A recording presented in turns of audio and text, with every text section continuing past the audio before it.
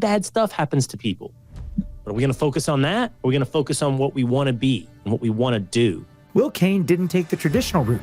He went to law school, bought and built a media business, sold them, and then ended up in national television. Why? Grit and persistence. I can take 9 no's to get to the 1 yes. I can take failure. So you actually had been doing some stuff with Fox, and then you started working with CNN. And I literally guessed at the email address of the president of CNN. First name dot last name at Turner.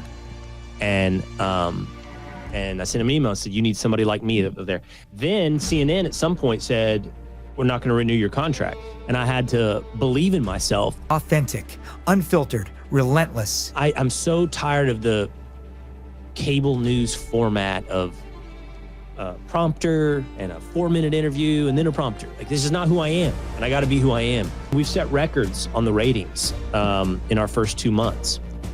It's the highest rated 2 months in the history of Fox News. Meet Will Cain. But when it comes to the issues that are important to this country, I will be dedicated to absolutely pursuing the truth. I don't like how the current younger generation seems to lean into their trauma as it's a unique part of their identity. I told you my dad died. Well, my dad died by his own hand, right? And I only tell you that now as an illustration of that doesn't make me unique. That I have this experience in my life. Maybe it makes me unique a little bit, but it's not my identity. And the bad things that happen in my life aren't my identity. Welcome to the Grit.org podcast. In these episodes, they speak to top achievers in athletics and business to understand the habits and mindset they apply in order to build more grit.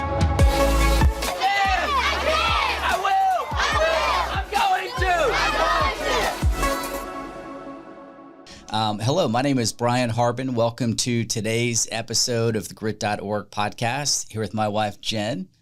Welcome, Jen. And super excited about our guest today, Will Cain. So before we talk about Will, we just wanted to, today's episode is sponsored by escrow.com, the world's most secure payment method for online transactions. Whether it's a $100 transaction or $100 million, escrow.com makes buying and selling online, safe, secure, and trusted. So rest assured your transaction for motor vehicle, electronic equipment, business domain name, or anything significant to you is protected. Visit escrow.com to learn more about how you can transact with confidence. But Will Cain, originally from Sherman, Texas, went to Pepperdine, where he was a college athlete playing water polo, which seems incredibly challenging. Went to University of Texas Law School, and then actually became an entrepreneur, bought a couple magazines, ran a media company, and then worked with CNN and ESPN for about a decade. And then most recently has been a Fox News analyst. And mid-January 2025, got a 4 p.m. slot on the Fox News show. Is married to his wife, Kathleen, and has 2 boys, Charlie and West. And we actually have 3 boys, Charlie, and one of them is a Charlie as well, Will. So, oh, is that right? Yeah. But welcome to today's show. So excited to have you here. Thanks. I'm glad to be here. Yeah. So we really like to just kind of start back from the beginning, growing up in Sherman, Texas, and tell us about early family life, any guiding principles from parents, early jobs, sports, things like that for you that were very impactful early on. Well, let's see. So I grew up, as you mentioned, in Sherman, Texas. It's about, when I was growing up, it's about 30,000 people, about an hour north of Dallas. Not a suburb, its own standalone community. In fact, even had its own TV station, its own daily newspaper. I say that because Dallas is such an exploding area, North Texas, that it hasn't quite reached Sherman yet, but it's getting real close in terms of just, pure suburbia, 60 miles north of what one would think is, downtown Dallas. No, but when I was growing up, it was its own, one high school in town. And my dad was an attorney. He was a trial attorney, a plaintiff's lawyer. And I don't know. I think in my mind, as probably most people think about their childhood, you would hope at least, is pretty idyllic, I lived in the country outside of town too, on about 7 acres. And just hung out with my friends, explored the woods, and then, I was a competitive swimmer ever since I was 6 or 7 years old. So if you say 2 guiding principles, I would say My mom couldn't swim growing up. So it was real important to her. She was embarrassed of that fact that her kids could swim. So she put us all in like swim lessons and on swim team really early. So I think that was like 6 or 7 years old, and just kind of became my thing. I just went with it every day, and it's not fun. I mean, I'm sorry if there's any swimmers out there. It's not social. You chase a black line, but I was kind of small. I mean, I really wasn't football team material at that time, late bloomer. So yeah, swimming became sort of the backbone of my sports career. From that, water polo and whatever else I've done as adulthood. And the other is my dad being that small town lawyer. He had a thing. He had a Old West 6-shooter, like a Colt revolver, framed in his office, and then like 6 bullets underneath it. And it said, and then he had a plaque underneath that said, "Gunfighters don't charge by the bullet."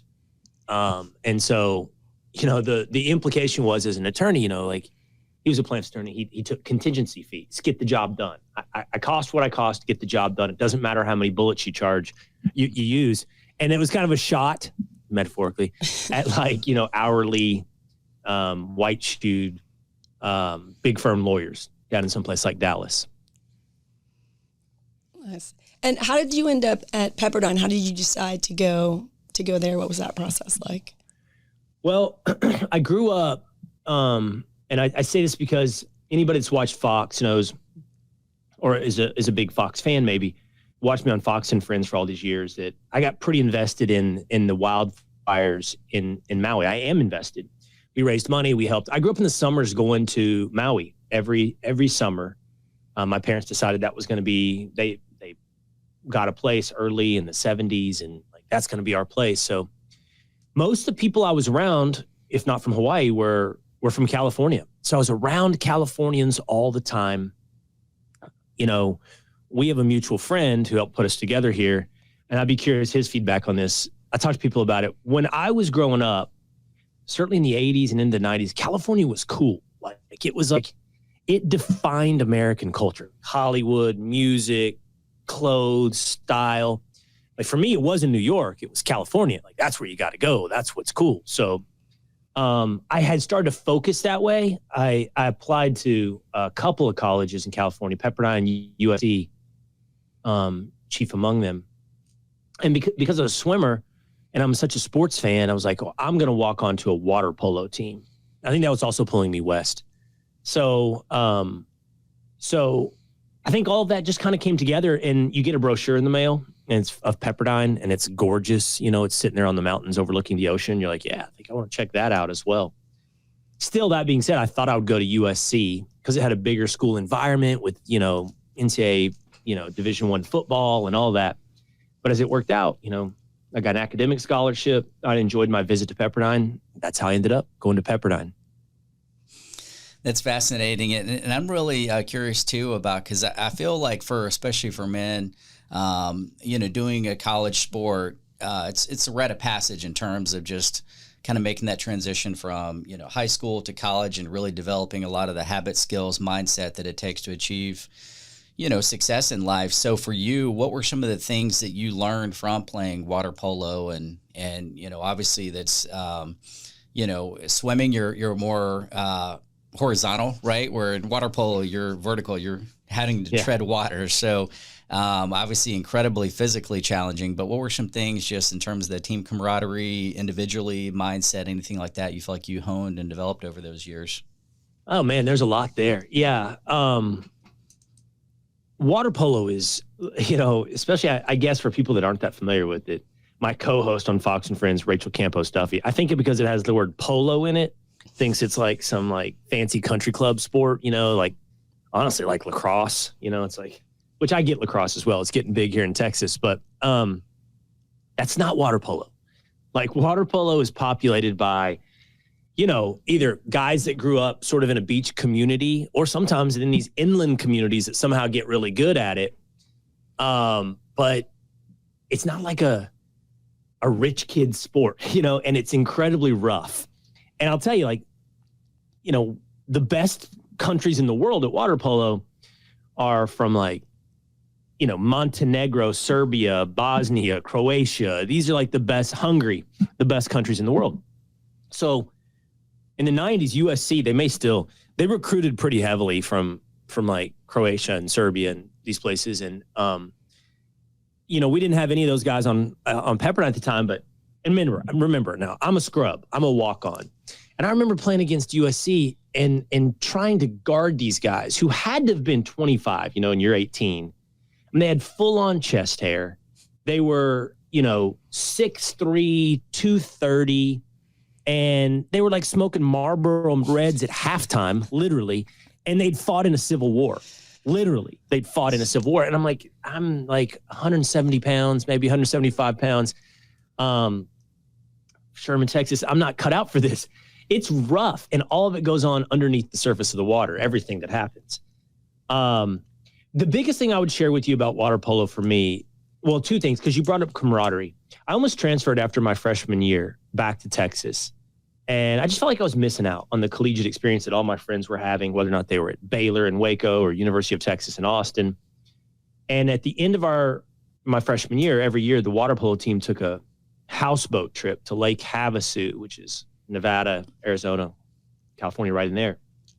And I was already buddies with everybody. We hung out, but there was something about just all of us being together for like a week, not doing healthy things.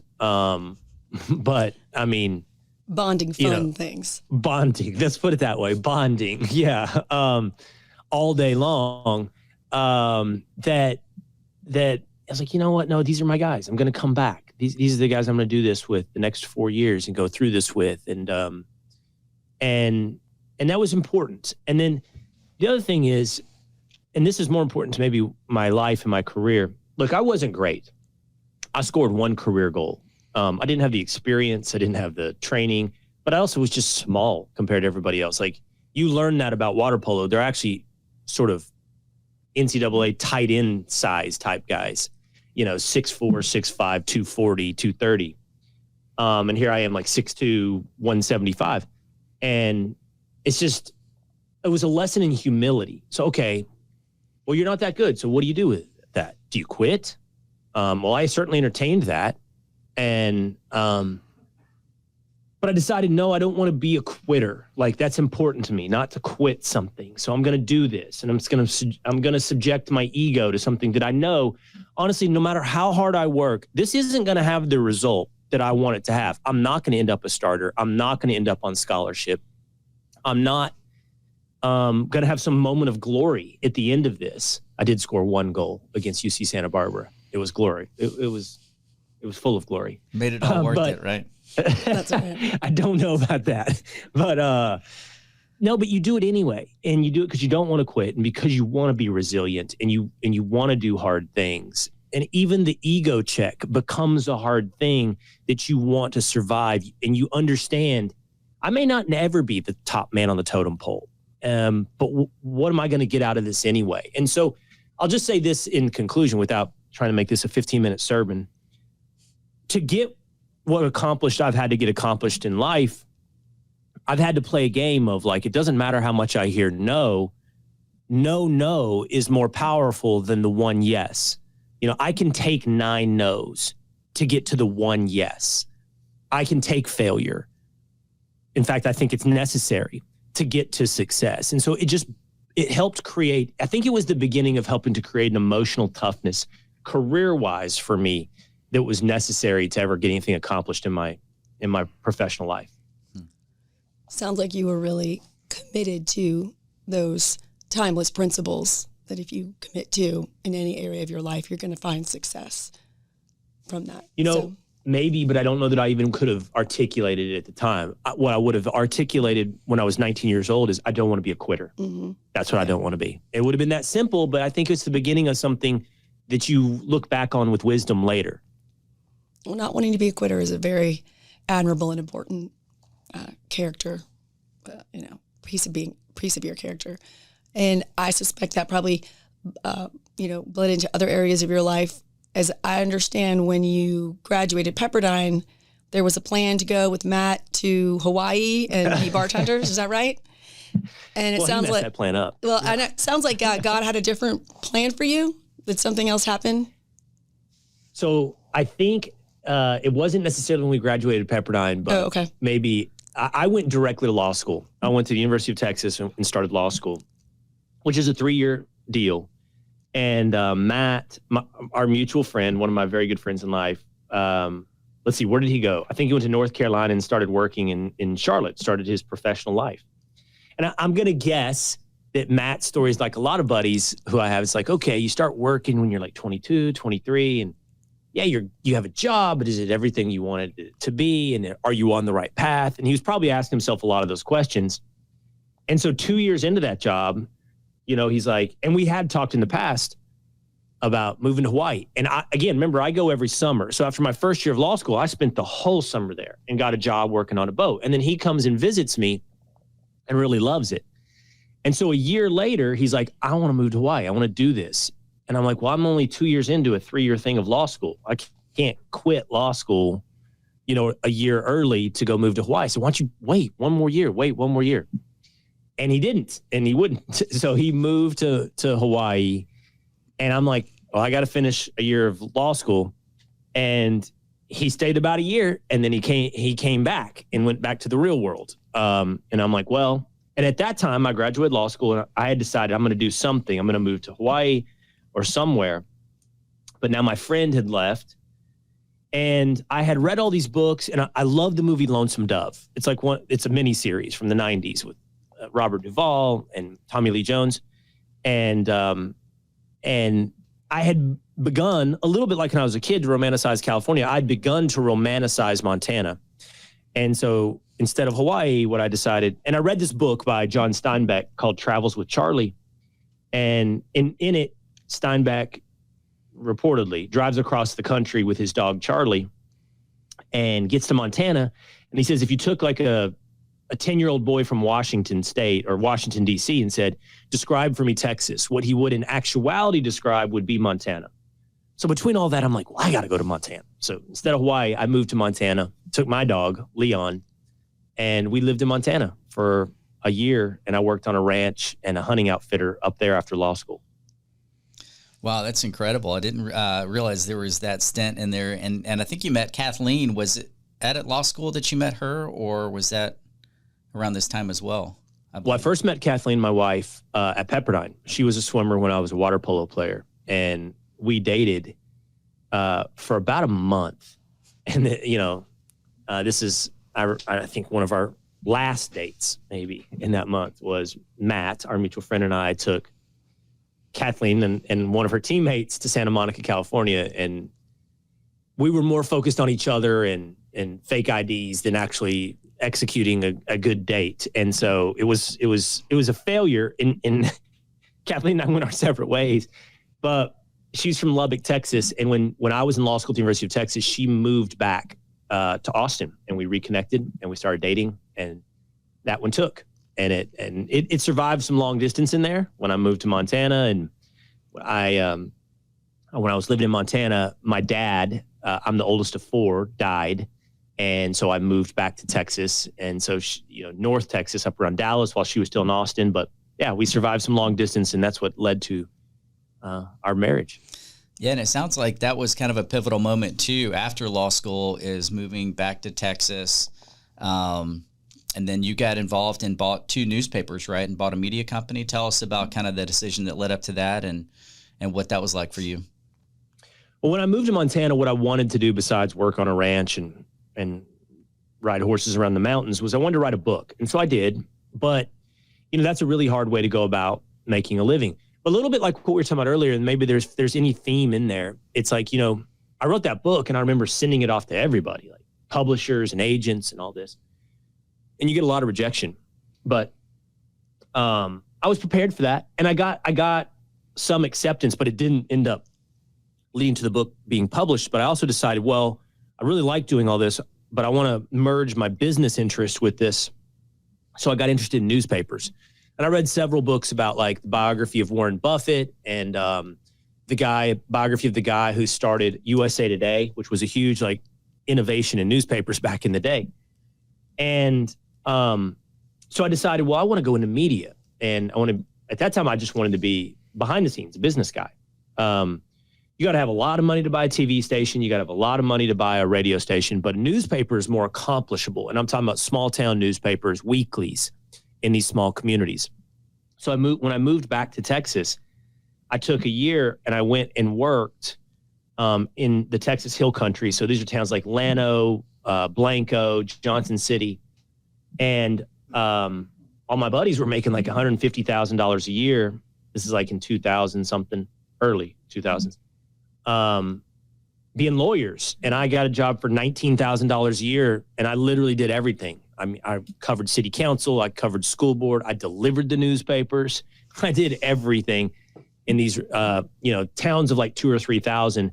And that ultimately, I was doing that for a purpose, to learn the business. And then after a year of that, I went and I said, okay, now I've identified these towns that I want to buy newspapers in. And I bought, 2, started a third, started a fourth in some towns that didn't have weekly newspapers, and created this business. Nice. And then from when you were from CNN to ESPN, you're spending a decade in TV and radio, so it's a whole other media. What are some of the skills you had to kind of like develop in that type of media versus what you were doing with the newspapers? Like, can you talk about that experience going from the newspaper industry to on air? There's two steps in there that I would add to it that I think partly tell that story. So when I was at Pepperdine, I majored in broadcast journalism. Oh, okay. And I didn't like it. I felt like it was like going to school to learn how to be an actor. I didn't like looking into a camera. I didn't like performing. I didn't like reading a teleprompter. I just didn't like it. So that's kind of it. I used to want to be a sports broadcaster at that time. And then that's sort of what pretty quickly started making me think back towards law school. Early enough that I applied and thought that's the life path I want to follow. And then the second thing is, after those weekly newspapers, I started a business. It was magazines, events, and websites to help young girls celebrate their quinceañera, Latina girls, which is when they turn 15, they have a big coming of age party, a little bit like a bat mitzvah, a wedding.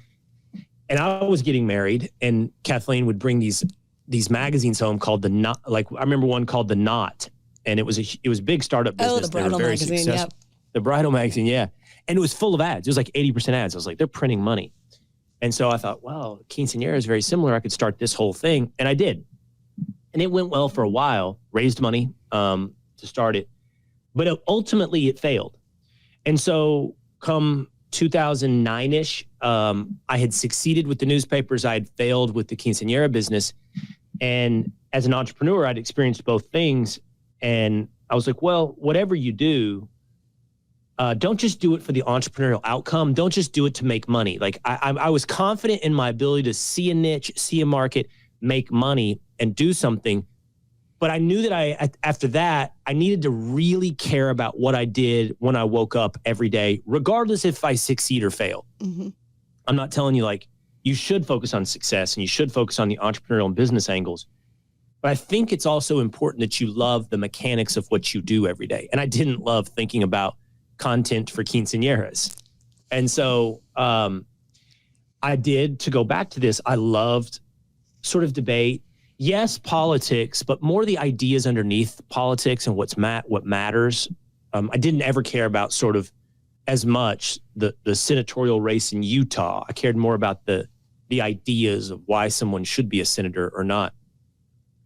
So I was watching what they had on TV and what was offering back then, and I just felt it was inauthentic. And that's always been my currency. I think it's my currency in connecting with other people in conversation. And I think it's my currency in what I do for a living.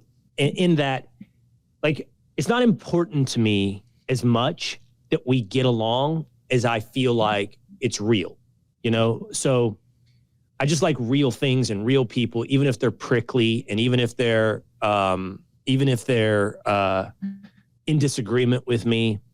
I just feel like it's my currency. I gotta feel like you're real, I'm real, we're all being real. So That's what I didn't like about broadcast journalism in the beginning. So when I went back to it, I'm like, well, this is what I think is missing, and this is who I want to be. So at this point, when I go into it, I know who I want to be and who I am. And by the way, just for what it's worth, this is how it worked. I literally guessed at the email address of the president of CNN, first name dot last name at Turner. And I sent him an email and said, you need somebody like me there. There's a little step in there where I started doing TV for free. I'd made some relationships. Again, only because I was an entrepreneur, I'd produced my own TV show thinking somebody would buy it. And it led me to National Review, which is a conservative magazine. I started doing stuff for them for free. And I said to them, I'll do this for you as long as you introduce me to everybody in TV. And one of the people they introduced me to was a guy who was the number 2 at Fox at the time. And he started putting me on TV for free. I'm not getting paid for this. And I would do Hannity or Fox and Friends Weekend. And once I'd done enough appearances, I sent an email guessing at the address to the president of CNN. And he's like, you're right. Come see me. Wow. So you actually had been doing some stuff with Fox, and then you started working with CNN and did quite a bit with ESPN as well for a while as well, right? Well, when you say do stuff, here's how it works. You do stuff for free. You just start showing up on TV, and that's fine. And then I went in after that email from the president of CNN. I went into a pilot for a new show they were launching with Elliot Spitzer, the former governor of New York. And the email and all that just got me a place at the plate. That was an at-bat. And once I was at the plate, it was my job to hit it. And I did, not trying to toot my own horn, but I did in the pilot. I crushed it. And Elliot and I hit it off. And next thing you know, they're like, we want to hire you. So I got hired by CNN then to be sort of a conservative voice on that. And then subsequently a morning show with Soledad O'Brien. I was there for 5 years. And then for me, like any lessons in grit or pathways gets a little less interesting, but at this point now in my career, I have an agent. And an agent, I spoke to this agent, and I knew I loved sports and I loved news, and I wanted to do both. So I hired this agent, and he's really successful. He's now the president of WWE, Nick Khan, and he guided me towards ESPN. Got me hired over there. Rob Savinelli was a big part of my career there at ESPN. He was in talent development. He saw something in me and my ability to debate. They all had to verify, does he know sports? And I do. And so they hired me, and it wasn't long before I started doing First Take and some other properties at ESPN, and had an incredible 5-year run. Fun time at ESPN. Nice. I'd like to ask you about, whether it's professionally or from your years in water polo, just really anything, any moments of adversity where you hit a wall and how you got through that. Oh, any stories that come to mind? Many. I know, right? So many. Well, I gloss over this part just because I don't want this to be, whatever. I don't want to drag these stories out forever. Well, there's a couple. I mean, let's just do them quickly. When I was at CNN, I was a contributor, so I wasn't a full-time employee, so I could have other jobs. I was also at The Blaze. And The Blaze was owned by Glenn Beck, and we were doing a TV show there every night. Well, I remember getting let go there. They canceled the show we were on, and they called us, and they let us go. Then CNN at some point said, we're not going to renew your contract. So it was there was a gap. It wasn't that long, but it was 6 months maybe between that and ESPN. It's like, I don't have any payment here. And I had to believe in myself that this was going to land, and I'm good at this, when there's plenty of external things saying, hey, you're good, but you're not great. Nobody needs you. God, it happens so many times. Even Elliot Spitzer tired of me on that first show at some point. I could tell it. I could see it. I could feel it. And I could see when I was starting to get phased out. Then you go to ESPN, and I mean, I think this is decently well documented, so it's not too behind the scenes. Like, there was a desire by some people at ESPN to make me a host of First Take with Stephen A. Smith. And I certainly, and I was on that show all the time, I certainly thought I was good enough and it should happen. But for a variety of reasons, I think most of which are political behind the scenes, that never happened for me. And it was a huge letdown. So every time, here's another one. I thought I was going to become the Daily Show co-host of The View at one point. I had done The View. Yeah. I was I not did expecting The you View. to say that. Yeah. This is like in 15, maybe. I did The View 4 times. By the way, I needed a job at the time. And same thing. I knew I'd done well on the show. And honestly, I'd hit it off with Whoopi, and who was on it at the time? Jenny McCarthy, Sherry Shepard. And, you know, I do think I have a way of disagreeing with people without being wholly disagreeable, of being strong and not weak without being rude. And I mean, they told me this is going to happen. And then before you know it, everybody's fired at The View, meaning the executive producer, this is like in 2015. And it was actually tied up with ESPN in a way where they swapped out executives. And so I remember at one point, Jeff Zucker, the then head of CNN, telling me he thought I did talking points. I'm like, have you ever watched me on TV? Because you can say a lot of things about me, but the one thing people never say is I do talking points. Like, I might be wrong, but I'm thoughtful. So, I mean, you're talking about on a yearly basis getting negative things to tell you, hey, maybe you should go find something else. And the only thing that carries me through all of that is a belief in myself. But people use that as like a generic. I have a buddy that told me this: hang around the hoop. Just always hang around the hoop. And I love that basketball analogy because you never know what's going to bounce your way. And I've tried to white knuckle it at times in my career and like say, no, I'm going to believe in myself and I'm going to drive through this car wreck, and I'm going to find my lane. But he's right. Like, people take themselves out of the game. They blow up their own careers. They quit. And by the time I get to 2024 or 5, when Fox offers me my own show, and importantly for me, they say, you can do it from Dallas, where I live. I never saw that coming. So by hanging around the hoop, that ball bounces my way. Insane, crazy. And so I grabbed that rebound. Well, yeah, I was going to ask you about that. So it's January 13th, 2025. That was I think the official first show for the Will Cain. And I love to, I remember watching it, and you mentioned to the national championship game, which, kind of a nod to your sports analyst days. But tell us what that experience has been meant to you, and then what that's been like for you over the past few months. Well, the ride has been insane. So when I left ESPN to go to Fox, and I left there, I didn't get fired from ESPN.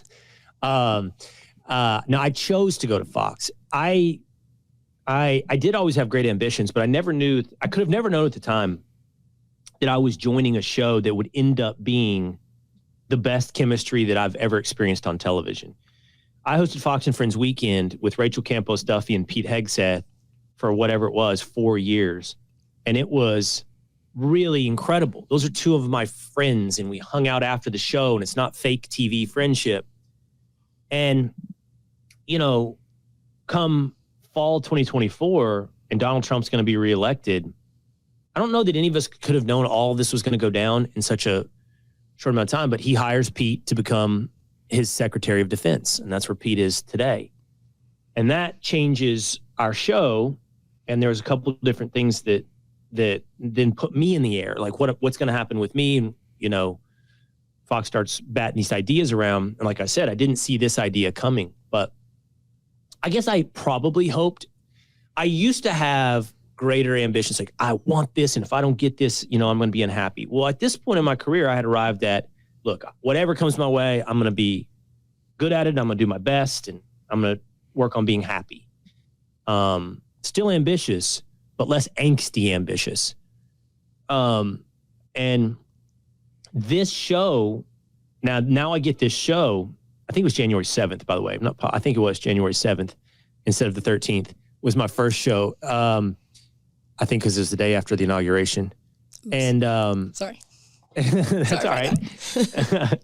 No, I'm back to being, and I got to be careful with myself in this. I'm back to being angsty ambitious. And here's why. I have such grand visions on what I want this to be.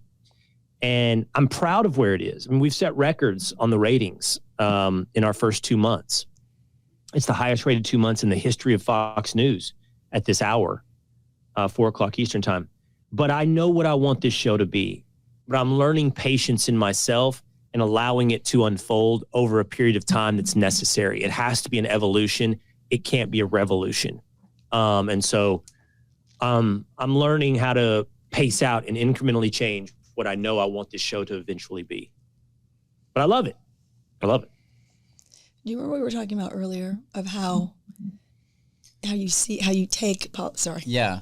So I was going to say, that. kind of from an outsider looking in at what you do, and I think what's so fascinating about, you know, your career is that you have to be completely on top of everything that's happening. So current events, know everything that's happening, but then you have to put it through your own filter of like, okay, what does this mean? How can I communicate this to other people? You have to come up with really good questions to help people to get it.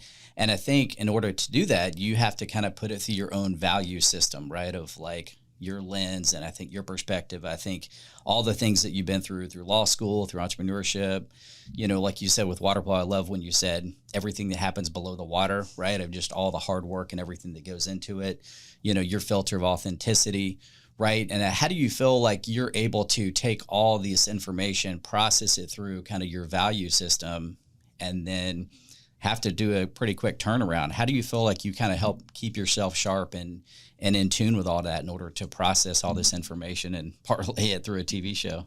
Well, that's a really good synthesis, I think, Brian. I mean, and the answer is you don't consciously.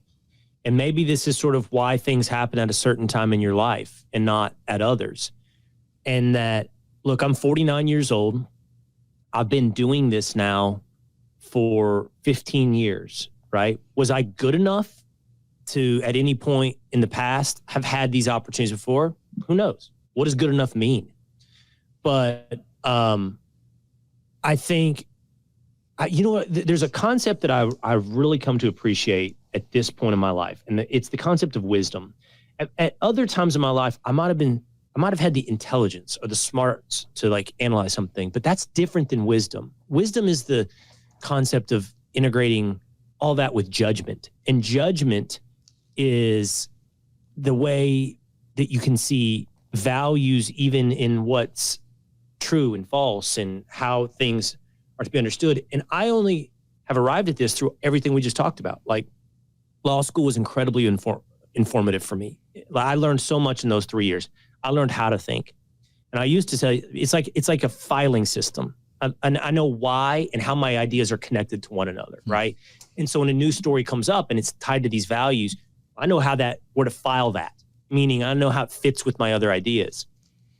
My values, well, first, like law school also taught me about the Constitution. I believe greatly in the founding values of America and the Constitution of the United States. I think they're genius. I think it's a genius moment in human history with genius men that enshrined genius principles. I really, really believe all of that to be true. And even my own walk with God over time, which has had its own roller coaster of impact, was probably necessary to where I arrive at a point today, and it much more informs my concept of wisdom. So my point is, I don't wake up every day having to revisit first principles or basics. I know who I am and what I believe, and so I know how new stories usually fit into that. There's not enough time in the day for me to always revisit those things. But to your point as well, I got to read in and know everything. But this is part of the humility of what I'm learning now. Well, but I don't have to do, my job isn't necessarily to tell you every 10 things that happened today. I want to share with you the 3 that I think are the most important, right? And give you a deeper understanding of those. I'm so tired of the cable news format of a prompter and a 4-minute interview and then a prompter. Like, this is not who I am, and I got to be who I am. And I need time, and I need to ask follow-up questions. And I'm curious, I'm listening, so I'm going to be there with you. As long as I care about the subject and the person and we can go deeper, I think that's the value. And by the way, have fun while you do it. Don't take yourself seriously. Take what you say seriously, but don't take yourself seriously. Like, I think that's the value I hope to bring to people on the Will Cain Show. Yeah, no, I love that. And I do have a follow-up question, Jen. I wanted to jump in and ask this. And I love, too, how you talk about it's an evolution, not a revolution. I think that's part of, like, taking what's in front of you and focusing on that. And as you do that, you know, things kind of evolve over time. But, you know, for people that, for our listeners that maybe don't know the Will Cain Show, I know you mentioned you want to take, instead of 10 ideas, you want to take your top 3, but how would you kind of explain to people what is the Will Cain Show and what, you feel like people could glean from that and kind of your purpose behind it? Well, and this is where everything comes together, I hope. So when they called me and said, we want to have you take over the 4 p.m. hour, we see it as a bridge between news and opinion. And we want you to be you. And we want you to take what you're doing on digital and podcast, and we want you to make a version of that for TV. So, I did 3 years or 2 years, 2.5 years of radio on ESPN, the Will Cain Show on ESPN. And I loved it. It's one of that's a huge amount of growth for me professionally, filling 3 hours every day. So when I go over to Fox, I start my own podcast, and then that becomes a digital show, which is on YouTube and Facebook and foxnews.com live every day at noon Eastern time. And, so by the time I get a TV show and they tell me that, and by the way, a huge amount of wisdom on there, I think they're the ones that told me what this show will be 6 months from now isn't what it will be day 2. And they're the ones that told me it will be an evolution. And that's their wisdom in this. A lot of really smart people behind the scenes at Fox who've launched a ton of great, successful shows, who also knew I wanted to do something different and wanted me to do something different. So I'm that bridge. My currency, again, Brian, is authenticity. So I'm going to be real. I'll get some things wrong. I'll own them. I'm going to be genuinely curious. I want my show to be visual and deeper. We're building a studio right now that'll help me lean into all that. Like we're talking about Ukraine and Russia and war.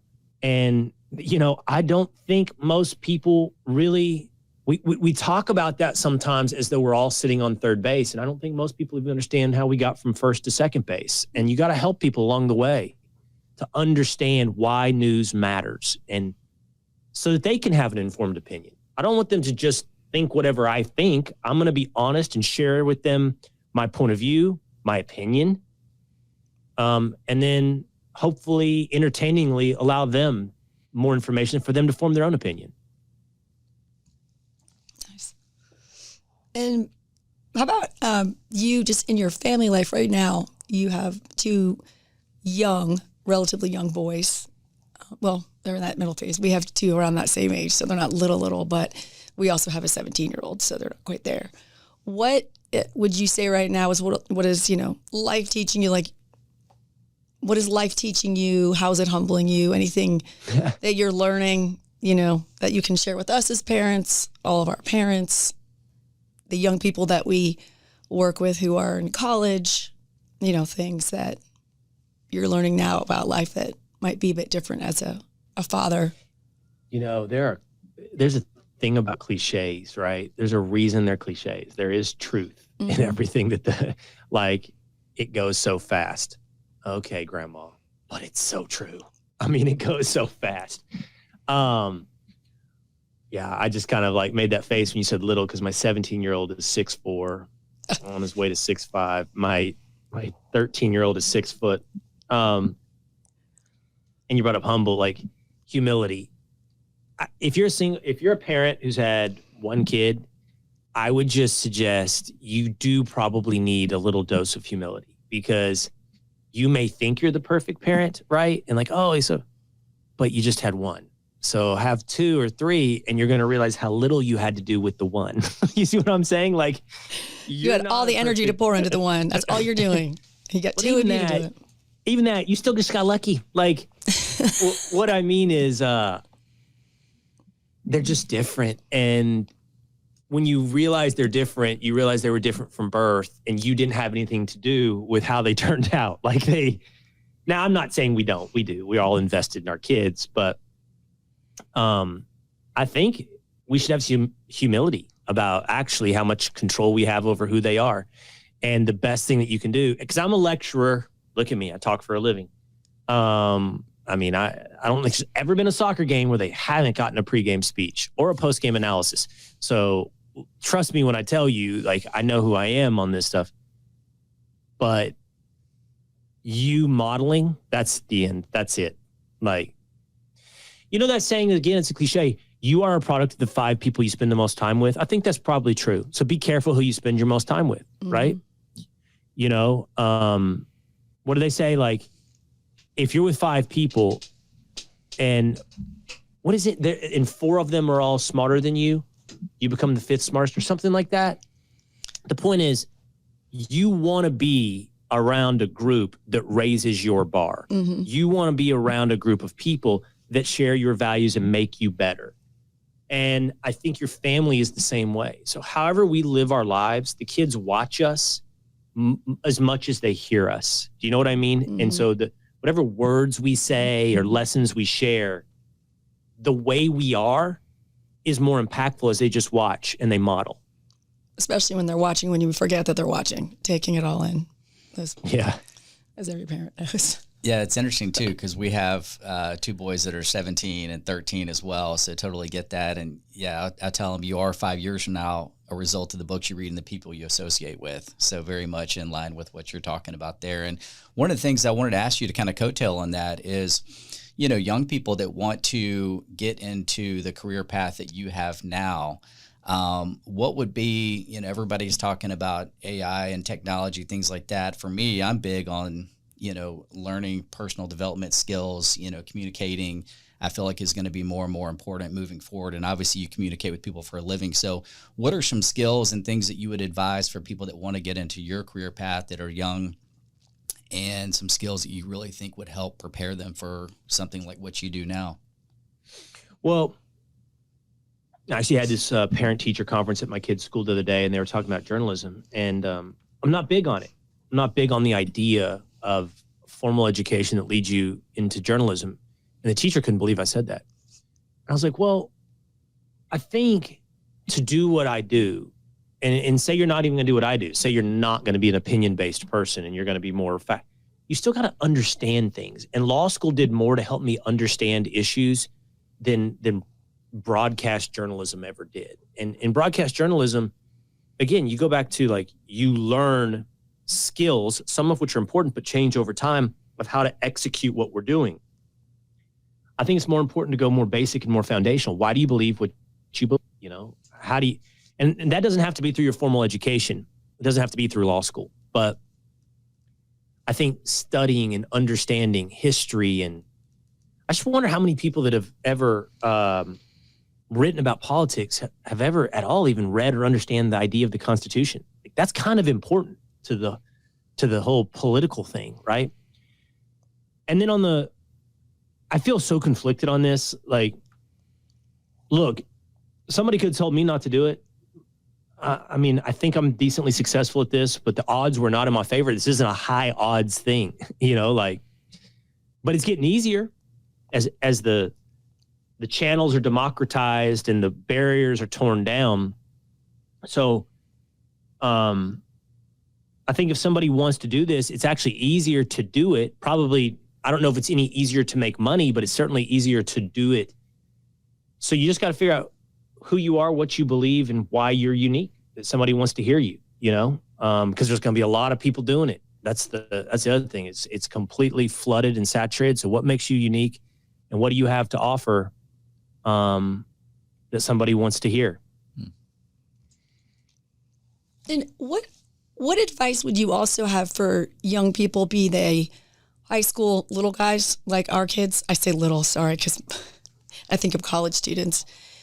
You know, young people that in this day and age of, you know, YouTube shorts and like you talked about earlier, as opposed to talking about 10 different issues on a very, you know, like superficial, like that top layer, but really getting deep into 3 issues instead.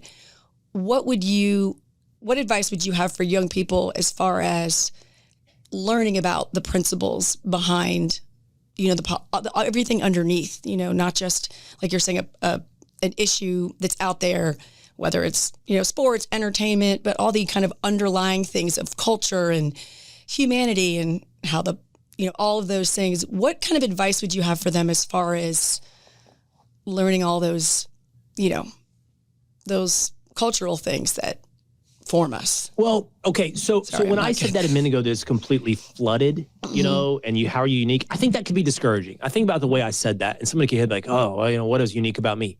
But think about this. Okay, when I first did this, the thing that drove me was I felt like everything was inauthentic on TV. I was like, this is not real and it's performative, and I want to do it this way. So it wasn't. And look, here we are 15 years later, and that's still the thing guiding me, and that's the thing that actually makes me stand out. If I'm being honest.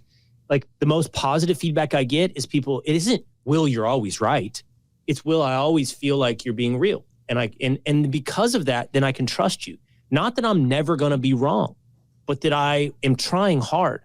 And that's a value in the marketplace right now, because you're flooded by stuff that you feel like not only is wrong, but is fake and propagandized, and someone's not even trying to be real.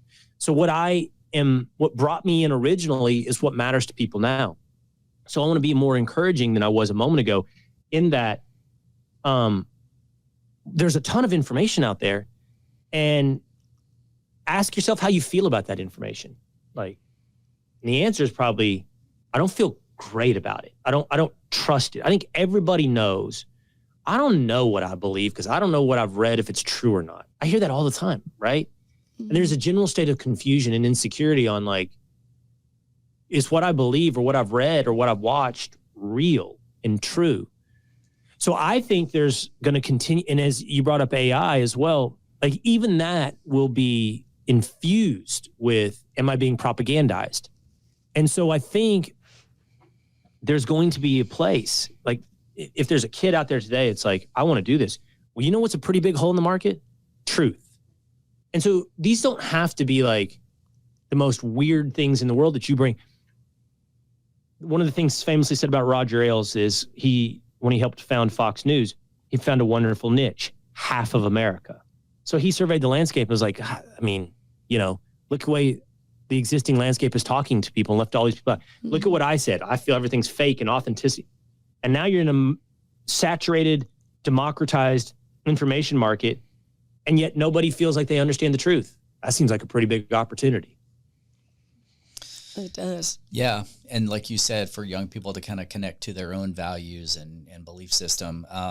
And that's kind of like with us. I don't know if you had a chance to check out Grit Creed. So with what we do with our summer internship and our summer sports camp, it's all about baking, you know, principles into the next generation. As there's 12 principles, just time tested, life and success principles that I'm sure you probably recognize a bunch of them. Was hoping to ask you if there was one maybe that stuck out to you. But before I jump to that, I wanted to ask for you, what's your focus for the next 3 to 5 years? I know you mentioned kind of evolution, focusing on the evolution versus the revolution, but anything else that you think is helping guide you and your thought process and your daily routine and activity over the next, 3 to 5 years, would you say? Well, I do know that I want to end every day proud of what I did. And you do wonder if that's even an accomplishable goal. Like that today, I mean, what I mean is every day. You know, there are days I finish, I'm like, I'm really happy with what we did today. There are other days where I'm like, I do not think that met the bar of what I want this to be. And I'm 2 months in, so I'm okay with that. But when I'm a 6 month and 1 year long host, like what will my ratio be? Well, 3 or 4 out of 5 need to be there. And then I get to 5 out of 5. And then, like we're hitting it every day the way I want it to be. And we're unique in the landscape by being authentic to who I am. I'd love to see, I can't predict it because it's like I don't have control over that. I do have control over what I put out every day. And it's interesting when you say control, like I don't have control like this. I'm part of a team that I have to guide and shape into that. And so it'll take longer and it'll take some time. But over 3 to 5 years, I definitely want to get to the point where I have a relationship with an audience. And I want to say that instead of a show. I have a relationship with an audience that they trust me. And I'm authentic and 100% real with them. And we're doing our best to make sense of a crazy world, make sense of the news. And I hope and think that if we can do that, grounded in the values that we share, it'll be better for the United States of America. It'll be better for this country, and it'll be better for us as individuals. That's what I want to accomplish over those next 3 to 5 years. After that, who knows? Life, there's too much. It changes, and you just got to be nimble and ready. And I'm sure that leans into all the principles that you're talking about that have informed everything that's happened for me at different stages of my career. Yeah, so I've got one more question. I know we want to be respectful of your time here too. I really appreciate you hopping on this morning. I know you've got another show coming up this morning, but so along those, notes of guiding principles, I know you mentioned to your boys, talking about the people you associate with. Anything else that you feel like would be a guiding principle that you want to instill, especially in your own kids, but in the youth of America? What's one thing you feel like you really say, hey, if there's one message that I really want to bake into that next generation, what would it be? Well, I'll give you two, I think, which we've kind of touched on, but I'm a big believer in resilience. I am. There's nobody's life who goes perfectly, right? And life's going to throw some awful things at you personally and professionally. That doesn't make you unique, right? I don't like how the current younger generation seems to lean into their trauma as it's a unique part of their identity. Okay. We all have our things. Absolutely. I don't want to belabor it, but I told you my dad died. Well, my dad died by his own hand. Right. And I only tell you that now as an illustration of that doesn't make me unique, that I have this experience in my life. Maybe it makes me unique a little bit, but it's not my identity. And the bad things that happen in my life aren't my identity. And I don't have to talk about them for someone to understand that you overcame them. The point is that you overcame them, okay? That's what will make you unique, because most people lean into whatever is an excuse that happened to them. And by the way, some of them are legit. Bad stuff happens to people. But are we going to focus on that? Or are we going to focus on what we want to be and what we want to do? And so you're going to have to be resilient. Nobody can protect you from these bad things happening in your life. Nobody. And so you're going to have to be able to process it, go through it, and move beyond it and be resilient. And that's present on little tiny levels all the time. You failed in that game. You failed in that moment. You failed at that job, whatever it may be. And sometimes it's your fault. That's the resilience. I'm okay with that. That's easier for me when it's my fault, because then I can analyze it and try to fix it. So resilience is a huge one for me. And then maybe this is the point of my own failures are easier for me. I think you have to be the captain of your own boat.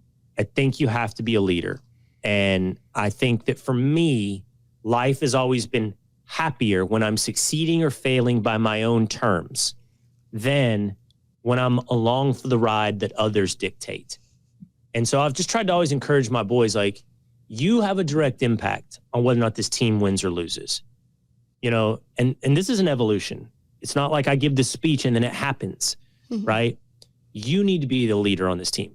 And by the way, it's not that there's somebody else that is. It's clear that this team is lacking a leader, right? And you need to step into that. And that's just one example, because you need to step into the leadership of your own life. I just think that's really important.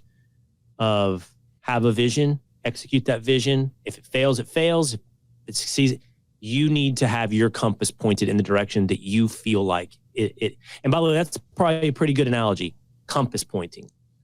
Because no one has to have their life figured out. You don't have to say, I know exactly who I'm going to be and I'm going to go get that. Just point it in the direction. You're holding the compass, you point it in the direction, and you follow that path. And then reevaluate as you go along the way in case you're off course or whatever it may be. But you hold the compass. Anything else you want to ask, Ben? Well, I just want to thank you so much for sharing your time with us and sharing all of this. I mean, all of these principles I know are going to reach people and definitely impact them. So just thank you. I just want to say thank you so much. Yeah, absolutely. Happy to be here. Yeah, no, and so many great nuggets. I love hanging around the hoop, so many great one-liners. So I love this, so much great information. And so, Will, thanks again for hopping on today and tell folks where's the best place to learn more about you. I'd love for you to hang out with me every day at foxnews.com, on the Fox News YouTube channel, or on podcasts, Spotify or Apple. Just hit subscribe. We do the Will Cain Show 5 days a week right there. And then if you're a cable news watcher, same thing, 4 o'clock. It's a different show, the Will Cain Show on the Fox News channel, 4 o'clock Eastern time. Well, there it is. Well, thank you again. And You guys, thanks for tuning in to today's episode of the Grit.org podcast, and we'll see you guys next time. Thanks again.